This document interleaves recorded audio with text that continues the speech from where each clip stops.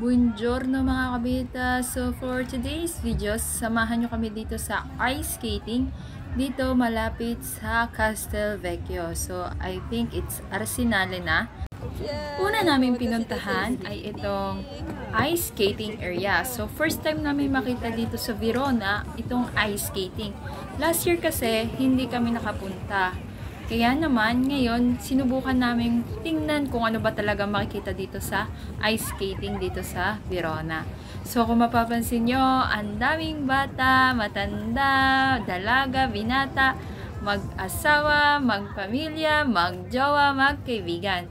So, yan, pinag-iisipan nga namin kung kami ba ay magta-try or hindi. Kasi si Dan parang ayaw niya.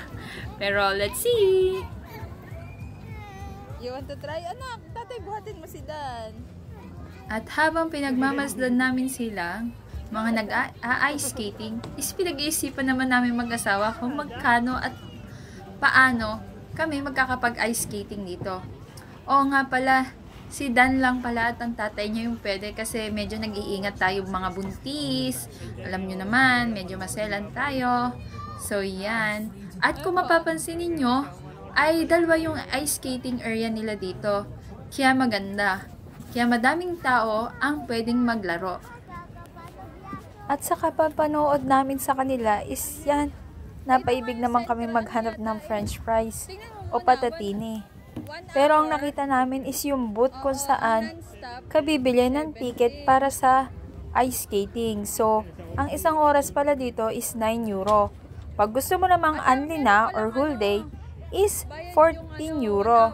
At yung palang dolphin na nakikita nyo na ipinupush ng mga tao dyan is may bayad din, 4 euro.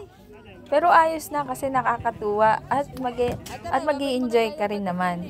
Nakakatuwa din yung lightnings at music nila. At ito na nga, pupuntahan na natin ang food area. Ang booth kung saan natin yung mga pagkain. So dito, madami kang pagpipilian. Meron silang hotdog buns, meron silang hamburger, meron silang fritelle, kung tawagin. O yun yung parang dough o tinapay na piniprito. Parang donut kung sa atin. Tapos nilalagyan nila ng chocolate. Pero mas pinili ko ang patatini o french fries. Kasi mas gusto ni Dan yun. At yun ang mas kilala ko. Char. At hindi ko na nga pala pinalampas yung hot choco nila na with pana.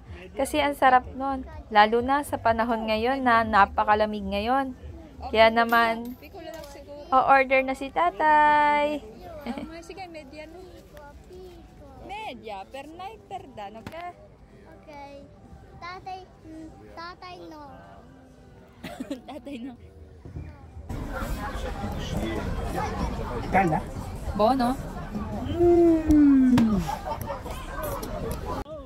At ito na nga, kumakain kami.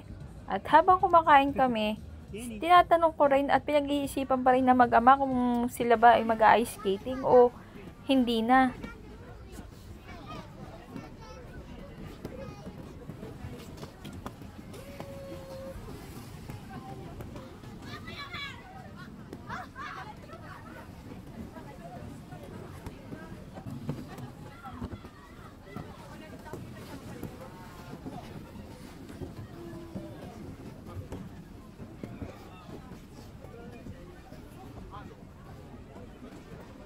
At maya-maya nga is napagdesisyonan talaga ng mag-ama na hindi sila mag-ice skating.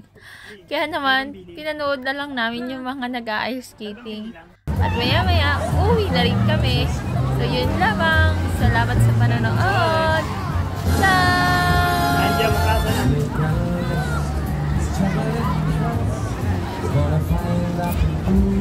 Ciao!